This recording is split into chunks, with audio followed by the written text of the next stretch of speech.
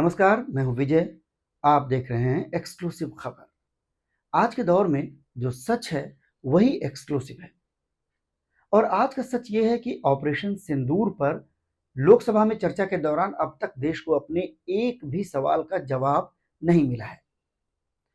पहलगाम आतंकी हमले में खुफिया एजेंसियों और सुरक्षा एजेंसियों की चूक कैसे हुई?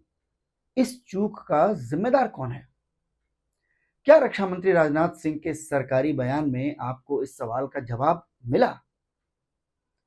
पहलगाम आतंकी हमले में जो 26 लोग मारे गए थे, उन परिवारों का दर्द जिसके साथ पूरा देश जुड़ा हुआ है, जिस वजह से ऑपरेशन सिंदूर हुआ और संसद में इस पर चर्चा हो रही है।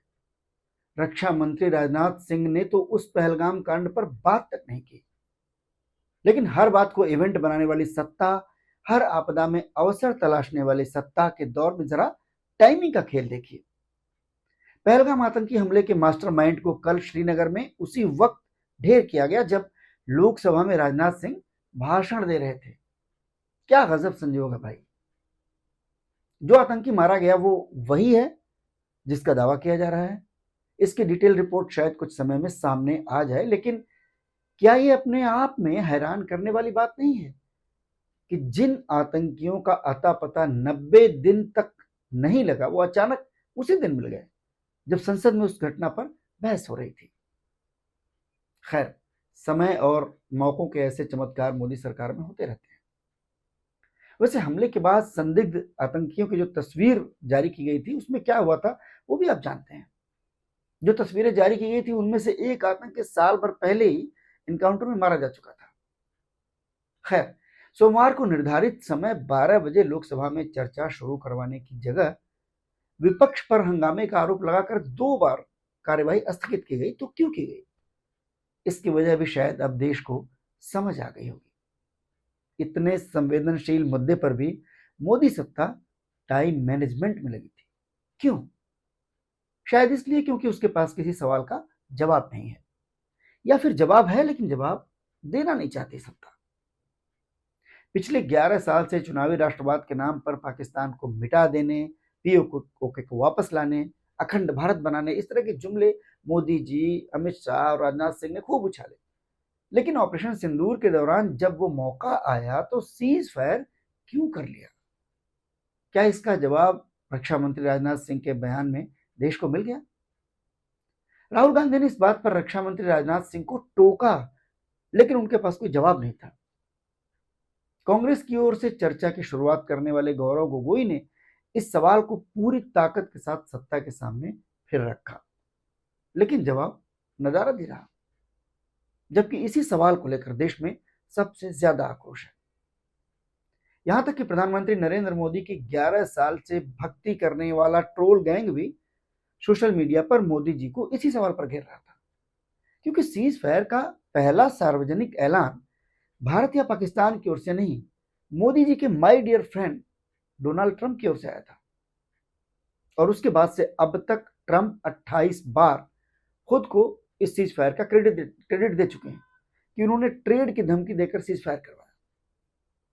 और जिस तरह मोदी सत्ता की टाइमिंग गजब की होती है, वैसे ही ट्रंप की टाइमिंग भी गजब की है।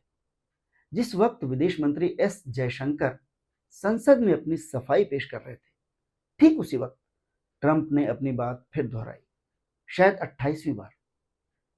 इससे भी खास बात यह कि ट्रंप के साथ उस वक्त स्कॉटलैंड में ब्रिटेन के प्रधानमंत्री स्टारमर भी मौजूद थे, जिनसे अभी 4 दिन पहले प्रधानमंत्री मोदी फ्री ट्रेड डील करके आए हैं, वो भी संसद सत्र को छोड़कर।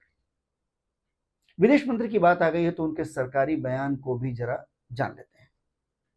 सीज फायर में अमेरिका का दखल ना होने की दलील देते वक्त जयशंकर जी ने यह बता दिया कि 9 मई को ट्रंप के जूनियर जेडी वेंस ने मोदी जी को फोन किया था। यानी ट्रंप ने भी नहीं, उनके जूनियर ने फोन किया था। हालांकि विदेश मंत्री ने कहा कि मोदी जी ने वेंस को 2 टूक बोल दिया कि पाकिस्तान को करारा जवाब मिलेगा।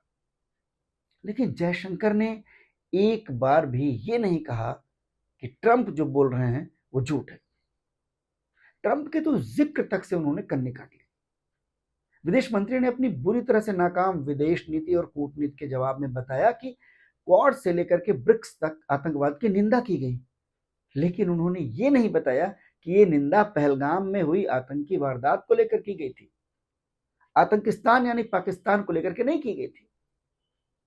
ये तो स्वाभाविक सी बात है कि कोई भी देश दुनिया के किसी भी कोने में होने वाली आतंकी घटना की निंदा ही करेगा।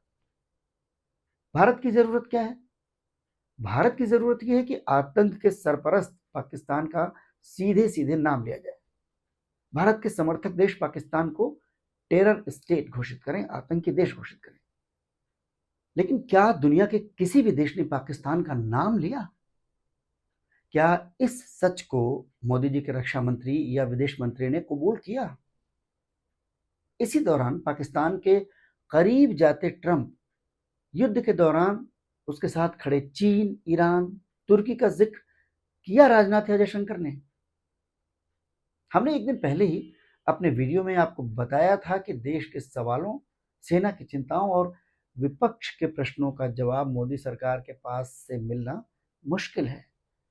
इसीलिए ऑपरेशन सिंदूर को लेकर नरेंद्र मोदी ना ही सर्वदलीय बैठक में पहुंचे और ना ही विपक्ष की जोरदार मांग के बाद भी संसद का विशेष सत्र बुलाया।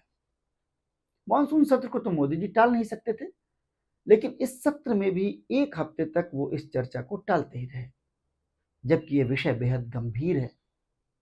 लेकिन ऑपरेशन सिंदूर पर चर्चा के दौरान प्रधानमंत्री नरेंद्र मोदी की पूरी टीम ने जिस तरह से जवाब देने की जगह अपना सरकारी बयान पढ़ा, उसे सुनकर के एक चुटकुला याद आ रहा है। इस चुटकुले में ही मोदी सत्ता की हकीकत आपको समझ आ जाएगी। चुटकुला कुछ यूं है कि एक आदमी ने एक शाम अपनी पत्नी से कहा कि आज डिनर में मटर पनीर बनाना। तो पत्नी ने कहा कि क्यों, क्या आपको मेरे हाथ की बनी आलू गोभी की सब्जी पसंद नहीं? पति ने कहा, भाई ठीक है, जो चाहो बना लेना। और जब डिनर की थाली सामने आई तो थाली में था बैगन का भरता। इसी बात के लिए हमने कल ही आपको अलर्ट किया था कि मोदी जी के मंत्री जब सवालों का जवाब दें तो आप सवालों को भी याद रखिएगा, जिन सवालों को सिर्फ विपक्ष ने नहीं बल्कि देश की जनता और खुद सेना के शीर्ष अधिकारियों ने उठाया है। लेकिन हुआ वही, सरकारी विज्ञप्ति जैसा बयान पढ़कर सेना के पीछे ही मोदी जी की टीम जा छिपी। इसके साथ ही मोदी जी की सियासत ने अपने बचाव के लिए कुछ खास शब्द ईजाद कर रखे हैं। देशद्रोही, पाकिस्तान की भाषा, सेना पर सवाल, आपकी बातों से पाकिस्तान में जश्न मनाया जाता है। ये कुछ शब्द और वाक्य हैं जो मौजूदा सत्ता और उसका पूरा इकोसिस्टम हथियार और ढाल दोनों की तरह इस्तेमाल करता है। सत्ता को ना ही इन शब्दों के मायने समझाने की जरूरत होती है और ना ही इन शब्दों को जिनके खिलाफ बोला जाता है उसके सामने कुछ साबित करना होता है। बस बोल दिया और काम खत्म।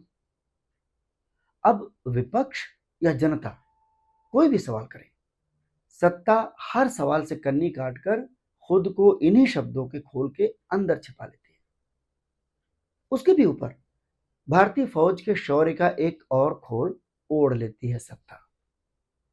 अब आप सत्ता से कुछ भी सवाल करते रहिए, 16 घंटे क्या 16 साल तक बहस कर लीजिए, सवाल का जवाब नहीं मिल पाएगा, जिम्मेदारी कबूल नहीं की जाएगी और तमाम कुतर्क पेश कर दिए जाएंगे।